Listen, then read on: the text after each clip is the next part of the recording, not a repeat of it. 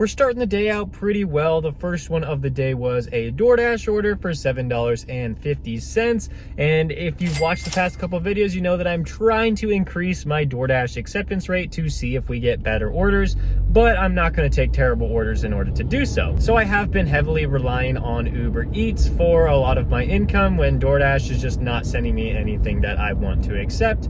But so far, we've already accepted 2 DoorDash orders and 1 UberEats order, and we've raised our acceptance rate from 3% to, I'm assuming, 5%. I haven't checked, but I'm sure it's 5%. But we're moving on to an UberEats stack this one. The distance was pretty far. It was like 12, 13 miles, but it's gonna pay $24. So of course, I was like, yeah, I gotta do that, especially because it said 31 minutes. My favorite kind of stacked orders is where I'm only supposed to go to one restaurant and then drop off to the 2 customers, and when both orders are ready. And that is what happened. Even though that restaurant is extremely busy today, they still had like 6 orders ready.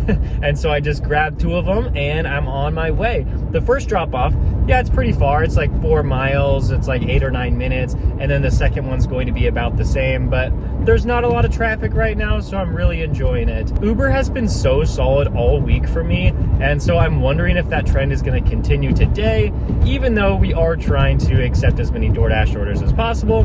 So we'll just see how it goes. I'm not going to ruin my income just to increase my acceptance rate on DoorDash, and we'll just see what happens. The time estimate that Uber gave me was 31 minutes, and I thought that was pretty ambitious considering the amount of miles I had to drive. But I actually ended up being pretty close. I think it was around like 36 minutes. And I'm sure they gave me that time estimate because they assumed that the orders were gonna be ready in the store, which they were.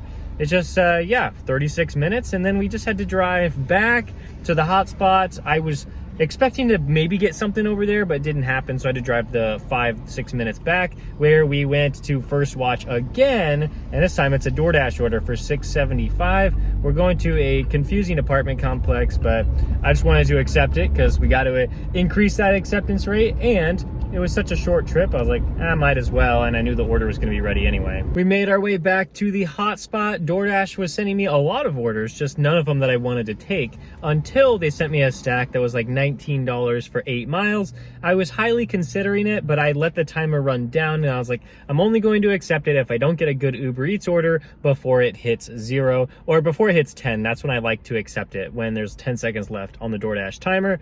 And so I just kept looking for the Uber Eats orders for the 90 seconds, and I got one. It was over $10, 5 miles. So like, on the surface, it doesn't look like it's like better just because like the DoorDash stack was 19, but I just decided to go for it. There's a chance, maybe there's a chance of a hidden tip. And this restaurant usually has their orders ready, and the restaurants that I was going to go to for DoorDash, they usually don't.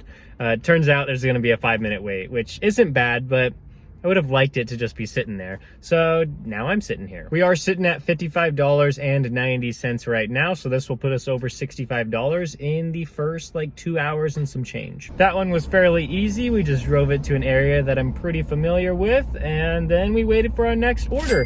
It was between accepting a DoorDash stack for $8 and an Uber single order for $8. So yeah, you know which one I'm gonna pick. So we took that Starbucks order, and then like 5 seconds later, it sent me another one. It's an add-on for $6.50. It says plus 11 minutes, plus less than 3 miles. So I said, okay. I even saw the cross streets, and it looked like it was a very favorable position for me. It's going to bring me back to my hotspot after the Starbucks. The first one brings me a little bit away, so that's totally perfect. So let's go pick these up, and hopefully they're ready. Both of those Starbucks orders were fantastic. I'm very happy about that. And just like I predicted, yes, the second order did bring me to the area that I wanted to be in. And so it was very easy for me to accept my next order, which was Peter Piper Pizza. Peter Piper Pizza was $7.25 on DoorDash. The order was ready when we walked in there. There's just like hardly anybody in there. Usually, like, there's no customers. So I kind of expected that the order was going to be there just waiting for me. And we got that one dropped off, $7.50. It doesn't look like Uber is going to give me something good. They haven't really given me a good order lately after those Starbucks orders. And so now we are accepting another DoorDash order. The payout, I think it's the lowest payout that I've accepted today, but Chipotle usually has their orders ready, and then it's going to drop me off in a really good area, very short distance. So I don't know, Chipotle looks pretty busy, so we'll find out. All right, it looks like it worked out for us to be accepting those lower paying offers on DoorDash. It was $5.50, which, I mean, it's not really like a low paying, especially because the mileage was so short, but usually I don't accept something that's like under $6. And then we moved on to a really good order here for Wildflower. It was $7 on Uber Eats. I was pretty pumped about this one. This place usually has the orders ready, which they did that time. And then it was just a short, like, half mile to the customer where we got that one dropped off. And yes, we were biding our time for this occasion. We got a over $10 order going in the direction we want to go. So 5 miles is perfect for us. Oh man, Panera's a really good restaurant too. I'm pretty sure it's gonna be ready when we walk in there. And I took it instead of this DoorDash order. We got it at the same time.